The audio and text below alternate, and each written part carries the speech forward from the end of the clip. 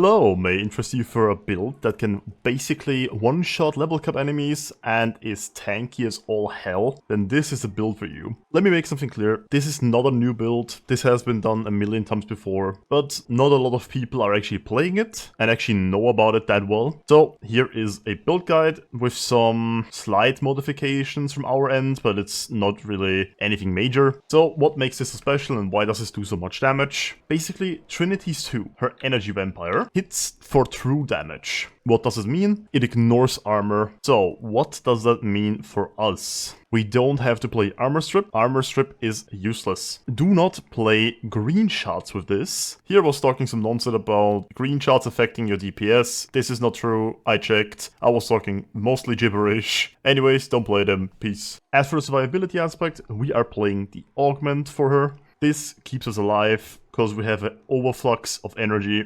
Yeah, you basically cannot die with this. Unless you don't have any enemies near you, but that's a positioning problem, not a build problem. Just make sure you're always positioned between enemies or near enemies so you have permanent shield gating. Let's get into the setup.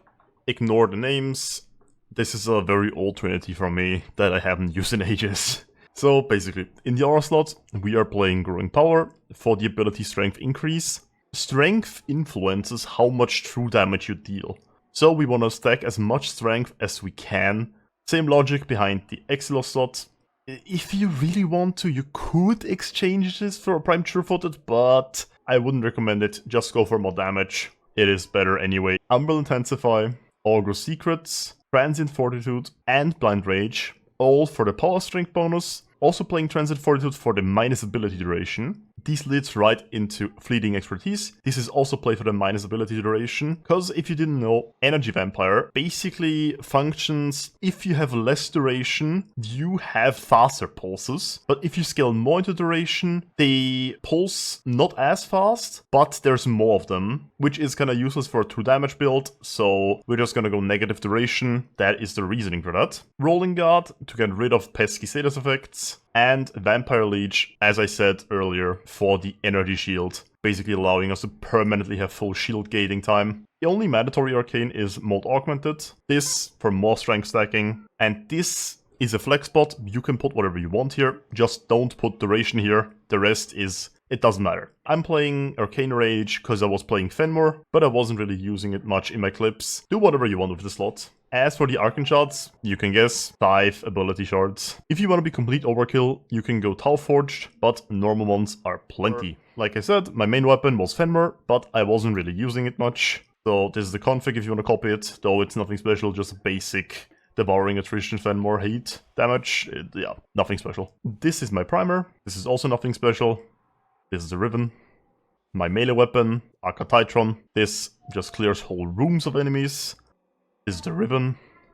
As for a companion, we are playing a Hound. To be specific, a Disarm Hound.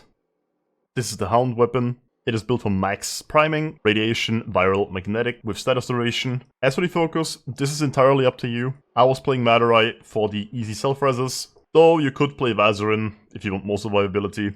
What makes this build so fun to play is, once you have some energy, you are basically set for the rest of the mission. The only thing you have to watch out for, which you can counteract though, is energy drain and disruptions. Since if you don't pay attention, you're gonna run out of energy, but this is easily fixed by just placing down an energy pad and quickly pressing your 2 on an enemy and then just keeping up the spam so you never run out of energy again. But that's really the only thing you have to pay attention to. This is a shorter guide since this build has been covered a lot in the past, though it is more relevant now since Trinity just released a rework with Warframe 1999, which just gave her a bunch of quality of life improves.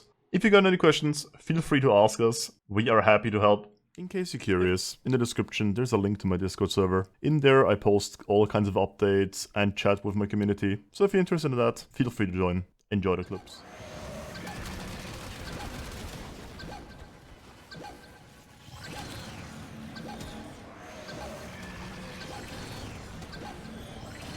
Yeah,